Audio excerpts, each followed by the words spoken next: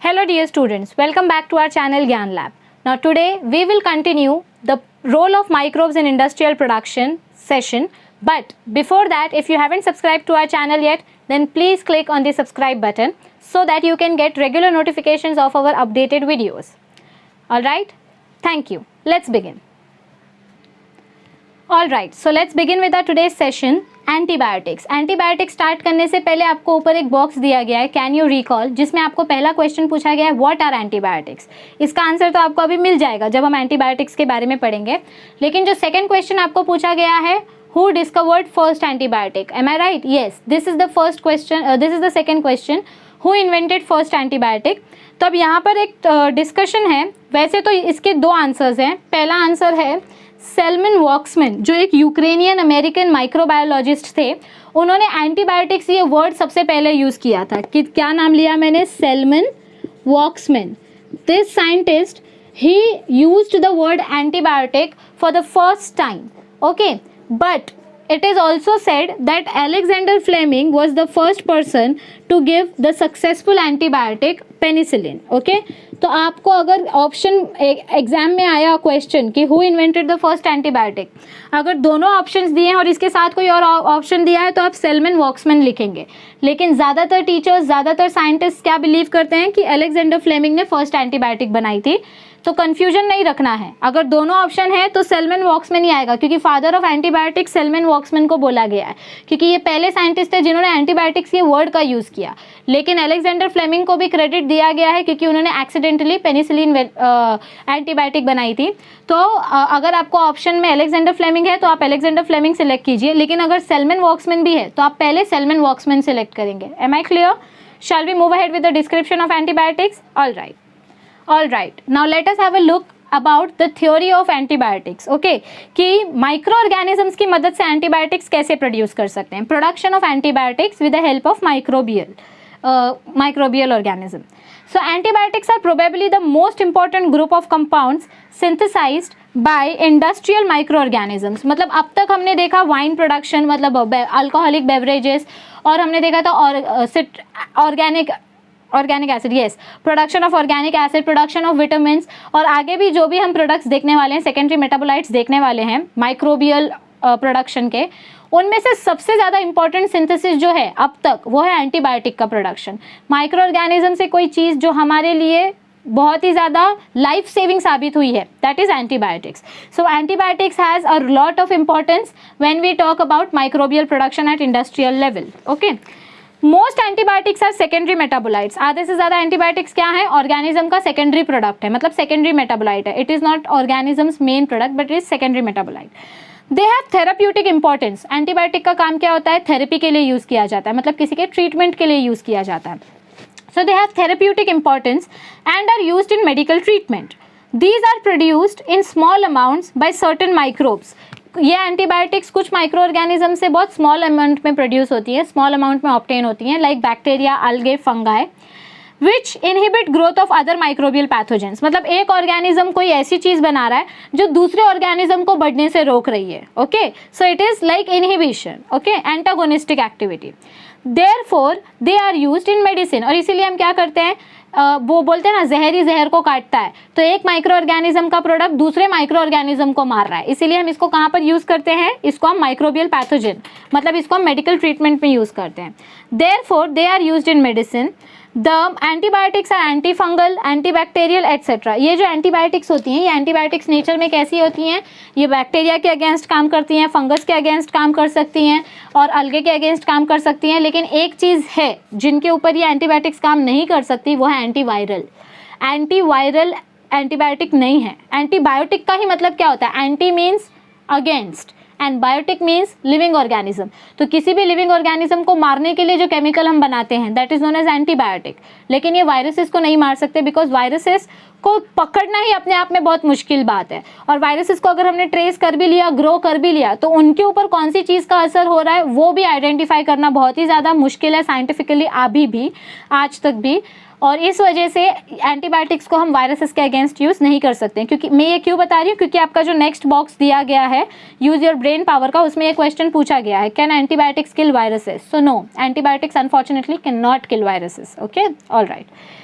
Antibiotics have greatly improved our capacity to treat deadly diseases such as plague, whooping cough, diphtheria, leprosy, etc. Antibiotics की वजह से जो बड़ी से बड़ी जानलेवा बीमारियां थी उनको भी हमने टैकल किया है, उनसे भी हमने सामना किया है और हमने उनका इलाज निकाला है। हमको अब यहाँ पर कुछ कॉमन एंटीबायोटिक के सोर्सेज बताए गए हैं, मतलब कौन से कॉमन माइक्रो ऑर्गेनिज्म से कौन सा एंटीबायोटिक प्रोड्यूस होता है वो हमको यहाँ पर बताया गया। Some common antibiotics and their microbial sources are listed below. Let us have a look at the table. First antibiotic produced is chloromycetin, not the first one but the first given in the table. So the first antibiotic given in the table is chloromycetin, which is produced with the help of which microorganism? Streptomyces venezuelae. आपको इस table में से total 3 microorganism और उन microorganism से बनने वाली antibiotic याद करनी है। From entrance point of view it is very very very important.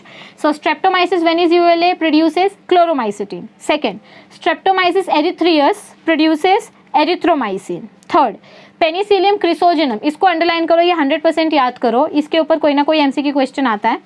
Penicillium chrysogenum produces penicillin. Streptomyces griseus produces streptomycin. Penicillium griseofulvum, Penicillium griseofulvum produces ग्रीसियोफल्विन।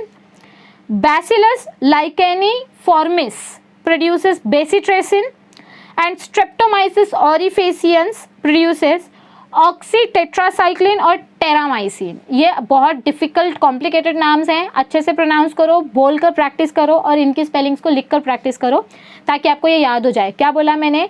कम से कम, पूरा याद करोगे तो nobody will be happier than me, but at least 3 microbial sources and the antibiotics that its produce. Done? Did you understand the part of the antibiotics? Shall we move ahead? All right dear students, अब आपको फिर से can you recall का box दिया गया है। This is my favourite box क्योंकि इसमें क्या पूछा गया है? What are enzymes and how are they classified. I remember it very well कि हमने 11th के सेशन में एंजाइम्स के बारे में बहुत अच्छे से एक्सप्लेन किया है, बहुत अच्छे से समझाया है और आपको ये याद भी होना चाहिए कि एंजाइम्स क्या होते हैं। Enzymes are known as biocatalyst, biological scissors, जो बड़े बड़े मॉलिक्यूल्स को कट करने में हेल्प करते हैं, ओके या बड़े बड़े बैक्टीरिया को भी, but let it be, not forget about bacteria, let's talk about biomolecules. So enzymes are biocatalysts which help in cutting the complex molecules, okay, और इनका classification हमने देखा था, transferases, lyases, hydrolases, ऐसे 6 classification, 6 to 7 classifications हमने देखे थे 11th standard में। So it's my request, please go and read the classifications and mention the names of the classification of enzymes in the comment section. This is your today's homework. क्या homework है आपका आज का? कि enzymes के जो classification के नाम हैं, explain नहीं करना है, सिर्फ नाम, 6 या 7 classifications जो हैं उनके सिर्फ नाम अपनी 11th की टेक्स्ट बुक से खोलो, देखो और comment section में टाइप करो। Alright, let's move ahead with the description of the enzymes. So हमने देखा माइक्रो ऑर्गेनिज्म विटामिन बनाता है, एंटीबायोटिक बनाता है, अल्कोहल प्रोड्यूस करने में हेल्प करता है, साथ ही साथ माइक्रो ऑर्गेनिज्म से हमको एंजाइम्स भी मिलते हैं, ओके क्यों एंजाइम इंपॉर्टेंट है देखते हैं। In living beings enzymes play a key role means very important role in metabolic reactions and therefore these are essential for the survival of such beings. क्या बोला गया है हमको यहाँ पर कि लिविंग ऑर्गेनिजम्स में, मतलब ह्यूमंस में और बड़े एनिमल्स में, माइक्रो ऑर्गेनिजम्स क्या करते हैं? एंजाइम्स बनाते हैं और ये एंजाइम का क्या रोल होता है? वो हमको मेटाबॉलिज्म करने में हेल्प करते हैं। What is metabolism? Catabolism plus anabolism. मेरे बच्चे यही बोल रहे होंगे, but catabolism and anabolism correct है answer, but what is catabolism and what is anabolism? Basically metabolism is breaking down complex food to form small food, correct. So metabolism करने के लिए, ये जो मैं ब्रेक डाउन की बात कर रही हूँ, खाने के अंदर कैंची नहीं घुसा सकते ना, पेट के अंदर कैंची घुसा के रोटी को छोटा छोटा नहीं च्यू कर सकते। सो रोटी में से प्रोटीन, खाने में से, डाइट्स में से न्यूट्रिएंट्स निकालना, उसको ब्रेक डाउन करना, उसके अंदर से बायोमॉलिक्यूल्स ऑब्टेन करना, ये काम होता है एंजाइम का। और इसीलिए बिना एंजाइम के हमारे बॉडी में न्यूट्रिशन एब्जॉर्ब नहीं होगा और हमें एनर्जी नहीं मिलेगी। सो इसका मतलब एंजाइम्स हमारे लिए इसेंशियल है। मैं आपको हर लेक्चर में नेसेसरी और इसेंशियल के बीच का डिफरेंस बताती हूँ। नेसेसरी मतलब ऐसी चीज़ जो ज़रूरी है और बॉडी खुद बना सकती है, लेकिन एसेंशियल मतलब ऐसी चीज़ जो ज़रूरी है लेकिन बॉडी खुद नहीं बना सकती, हमको उसको बाहर से लेना पड़ता है। So micro enzymes are essential and we use micro organisms to give us enzymes, okay. Let's read ahead.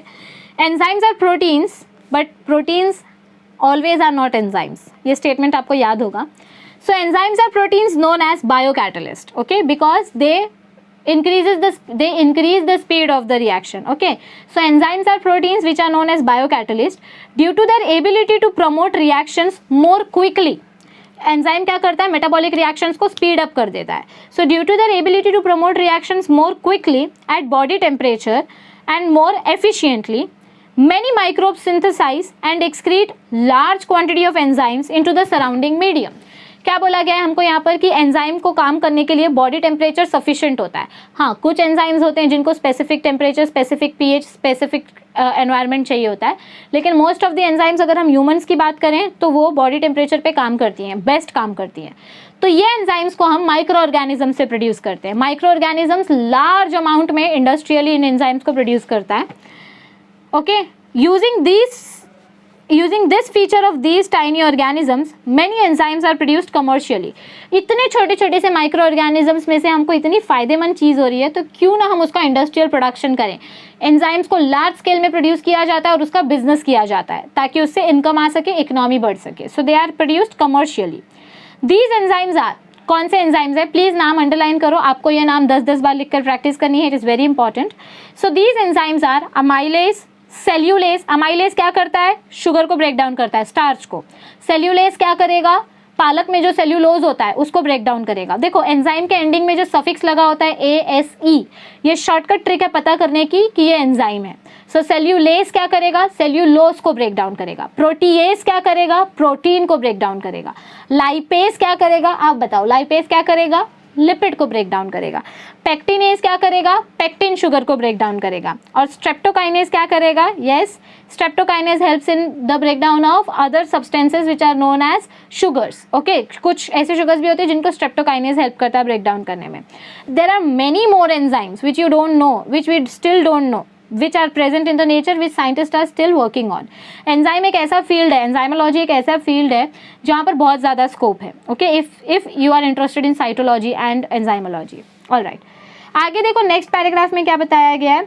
Several industrial sources और several industrial sectors use enzymes from microorganisms for specific application. हर एक enzyme का एक specific function होता है. जैसे amylase सिर्फ starch को ब्रेक करेगा, सेल्यूलेज सिर्फ सेल्यूलोज को ब्रेक करेगा. Okay, so this is specific application. In the textile industry, in cloth industry, enzymes are able to improve the quality of the fabric. बहुत बार एंजाइम्स क्या करते हैं, हम क्लॉथ इंडस्ट्री में यूज़ करते हैं, जैसे लेदर इंडस्ट्री, टेक्सटाइल इंडस्ट्री, वहाँ पर ये एंजाइम्स क्या करेंगे, उस क्लॉथ का टेक्सचर इंप्रूव करेंगे, उस क्लॉथ की क्वालिटी इंप्रूव कर देते हैं, फैब्रिक की क्वालिटी इंप्रूव करते हैं. In the pulp and paper industry, मतलब जहाँ पर हम पेपर्स प्रोड्यूस करते हैं, they are involve in biomechanical pulping and bleaching. Paper industry में हम क्या करते हैं, जो प्रिंटेड पेपर्स होते हैं उनको जब हम रीसाइक्लिंग के लिए डालते हैं तो उनके ऊपर की इंक रिमूव करने के लिए हम एंजाइम्स छोड़ देते हैं. ये एंजाइम्स क्या करते हैं, ये एंजाइम्स पेपर के ऊपर की इंक को पूरा निकाल के डाइजेस्ट कर देते हैं और हमको प्योर पेपर मिल जाता है, जिसको हम ब्लीचिंग बोलते हैं. क्या बोलते हैं, ब्लीचिंग, मतलब ऊपर की इंक को पूरी तरीके से निकाल देना. Okay, then next in the food industry they are used in the fermentation process for production of food, alcohol, other things, for production of bread and drinks such as wine and beer. Also they participate in the extraction of substances such as carotenoids and olive oil. और ये enzymes क्या करते हैं, food production में help करते हैं, साथ ही साथ कुछ इंपॉर्टेंट फूड प्रोडक्ट्स में से कुछ चीज़ें एक्सट्रैक्ट भी करके देते हैं, जैसे carotenoids and olive oil. Carrot में जो कैरोटेनॉइड्स होता है which are very good for your eyes, उसको हम एक्सट्रैक्ट आउट कर सकते हैं, ऑलिव ऑयल एक्सट्रैक्ट आउट कर सकते हैं. ओके, लाइपेजेस लिपिड ब्रेकडाउन के लिए यूज होता है. So they are used in detergent industry. कहाँ यूज करते हैं हम लाइपेजेस को, डिटर्जेंट इंडस्ट्री, ताकि आपके कपड़े में अगर कोई तेल का दाग लगा होगा, लिपिड का दाग लगा होगा, तो ये लाइपेज उस लिपिड को ब्रेक डाउन करके वो दाग निकाल देगा. सो इसको हम डिटर्जेंट इंडस्ट्री में यूज़ करते हैं अपने केमिकल्स में डालने के लिए, because they have superior cleaning properties. क्यों, क्योंकि लाइपेजेस में सबसे ज़्यादा क्लीन करने की प्रॉपर्टी होती है. Increasing the brightness and removing of oil stains. They are also used in cosmetics, ताकि चेहरे का एक्सेस ऑयल निकल सके, animal feed and agricultural industries among others. और भी एंजाइम्स के यूजेस हैं जो अलग अलग सेक्टर्स में यूज़ होते हैं, जैसे एग्रीकल्चर में एंजाइम्स यूज़ किया जाता है और फूड इंडस्ट्रीज़ में, बहुत सारी जगह पर. Okay, following are the few examples of enzymes used in industrial food processing. कुछ एंजाइम्स के एग्जाम्पल हमको दिए गए हैं जो फूड इंडस्ट्री में यूज़ की जाते हैं. Let's have a look. Name of the enzyme is given and the microbial source. कौन से माइक्रोबियल सोर्स से ये एंजाइम मिला है वो दिया है, तो आपको ये याद करना है लिखकर. Okay, all right, so first enzyme that is produced is invertase, और ये कौन से ऑर्गेनिज्म से आता है? सैक्रोमाइसिस सेरिवेसिया। इन्वर्टेज क्या करता है? सुक्रोज को ब्रेक डाउन करता है, जो सुक्रोज शुगर होती है ना उसको। देन नेक्स्ट इज पेक्टिनेज, ये पेक्टिन को ब्रेक डाउन करता है, पर ये मिलता कहाँ से है? स्क्लेरोटीनिया, लिबर्टीन एंड एस्परजिलस नाइजर, 2 सोर्सेज हैं, तो ये याद कर लो, कोई भी एक सिंपल सा Aspergillus niger is pretty simple. The next one is lipase which break down lipid and it is obtained from Candida lipolytica, and the fourth one is cellulase enzyme which helps in the breakdown of cellulose, जो dietary fibers में होना important है, which is obtained from Trichoderma conigi। so आपको microbial sources और उनके enzymes दोनों याद रखने हैं to get full marks obviously। so did you understand this thing? all right, let's move ahead। आपको एक एक्स्ट्रा बॉक्स दिया है, येलो कलर का बॉक्स दिया है, जिसमें आपको एंजाइम्स के बारे में एक्स्ट्रा इन्फॉर्मेशन प्रोवाइड की गई है। Let's have a look. Streptokinase enzyme के बारे में दिया गया है, TPA। It is produced by the bacterium streptococcus species. It has fibrinolytic effect, hence it is used as a clot blaster. क्या यूज़ किया जाता है, कहाँ पर यूज़ किया जाता है? ये आपके ब्लड में अगर कहीं पर क्लॉट हो गया है तो उस क्लॉट को खोलने के लिए हम स्ट्रेप्टोकाइनेज एंजाइम इंसर्ट करते हैं। So it is known as clot buster for clearing blood clots in the blood vessels of patients which may cause heart attack. अब ये क्लॉटिंग शुगर के वजह से हो सकता है, एक्सेस फैट के वजह से हो सकता है, किसी इन्फेक्शन के वजह से हो सकता है, किसी भी वजह से हो सकता है। इसलिए मैंने इनिशियली बोला that streptokinase also helps in the breakdown of different types of sugars. So basically streptokinase का फंक्शन क्या है? It helps in removing clots, blood clots खोलने में हेल्प करता है। Okay, all right. अब नेक्स्ट क्या बताया गया? Statins produced by the yeast. Statin is also type of enzymatic product you can say. It is produced by yeast Monascus purpureus, have been produced on commercial scale. काफ़ी ज़्यादा amount में ये बनाया गया है product statin. It is a blood cholesterol lowering agent. ये क्या है? ये हमारे ब्लड में कोलेस्ट्रॉल कम प्रोड्यूस हो, इसीलिए हम स्टैटिन यूज़ करते हैं। बेसिकली स्टैटिन क्या करता है? ये ऐसी एंजाइम जो कोलेस्ट्रॉल को ब्रेक डाउन करे उस एंजाइम को रोक देता है। ठीक है, देखो हमने पढ़ा था 11th स्टैंडर्ड में सोमैटोस्टैटिन के बारे में, करेक्ट? याद है आपको? पैनक्रियाज में रिलीज होता है सोमैटोस्टैटिन, जो ग्लूकागॉन और इंसुलिन दोनों की एक्टिविटी स्टॉप कर देता है। तो स्टैटिन का काम क्या होता है? एक्टिविटी स्टॉप करना, स्टैटिक करना। तो जो एंजाइम कोलेस्ट्रॉल को ब्रेक डाउन कर रही है शुगर बनाने के लिए, स्टैटिन क्या करेगा? उस एंजाइम को ब्लॉक कर देगा, उस एंजाइम को इनहिबिट कर देगा। देखो, it is a blood cholesterol lowering agent. This agent act as a competitive inhibitor of the enzyme responsible for synthesis of cholesterol। मतलब जो एंजाइम कोलेस्ट्रॉल के पास जाके उसको ब्रेक डाउन करेगी, देखो जितना ज़्यादा कोलेस्ट्रॉल ब्रेक डाउन होगा उतना ज़्यादा बॉडी में फैट स्टोर होगा, जितना ज़्यादा फैट स्टोर होगा उतना ज़्यादा पर्सन के ओबेसिटी होने के चांसेस हैं, हार्ट अटैक के चांसेस हैं। तो स्टैटिन एंजाइम क्या करेगा? ये स्टैटिन जो केमिकल प्रोडक्ट है ये क्या करेगा? ये कोलेस्ट्रॉल को डिग्रेड करने वाले एंजाइम से पहले ही कोलेस्ट्रॉल के पास पहुंच जाएगा और वहां पर अपना कब्जा जमा लेगा, जिसके वजह से कोलेस्ट्रॉल के वाले एंजाइम्स उसके आसपास ना भटक सके और आपका बॉडी का ब्लड कोलेस्ट्रॉल लेवल मेंटेन रहे। So did you understand the functions of these two products? All right, let's move on to the next topic. All right, अब हमारा जो लास्ट प्रोडक्ट है, role of microbial production in industries, तो उसमें हमको क्या बताया गया है? गिबरेलिन प्रोडक्शन के बारे में। आपने पढ़ा होगा आपके 10th 11th स्टैंडर्ड में कि प्लांट को ग्रो होने के लिए हार्मोन्स की ज़रूरत पड़ती है, जैसे ऑक्सिन जिसको हम इंडोल-एसिटिक एसिड भी बोलते हैं। साथ ही साथ में गिबरेलिन भी एक ऐसा हार्मोन है जो प्लांट को पकने में, फ्रूट राइपनिंग में काफ़ी हेल्प करता है। ओके, सो चलिए देखते हैं कि गिबरेलिन कौन से माइक्रो ऑर्गेनिज्म से बनता है और उसका क्या रोल है माइक्रोबियल इंडस्ट्रियल प्रोडक्शन में। Okay, Gibberellin is a group of growth hormones mainly produced by higher plants and fungi to promote growth by stem elongation। देखो ये गिबरेलिन कैसे बना था, अगर मैं इसका आपको छोटा सा हिस्ट्री बताऊं तो जापान में 2 साइंटिस्ट थे, याबुटा और सुमिकी। ये लोग एक पर्टिकुलर स्टडी कर रहे थे, मतलब एंजाइम्स के ऊपर स्टडी कर रहे थे। तो इन्होंने क्या देखा कि एक साल ना जापान में जितने भी राइस की फील्ड्स थी वो सारी की सारी राइस की फील्ड्स खराब हो गई, मतलब उसमें फंगस प्रोड्यूस हो गया।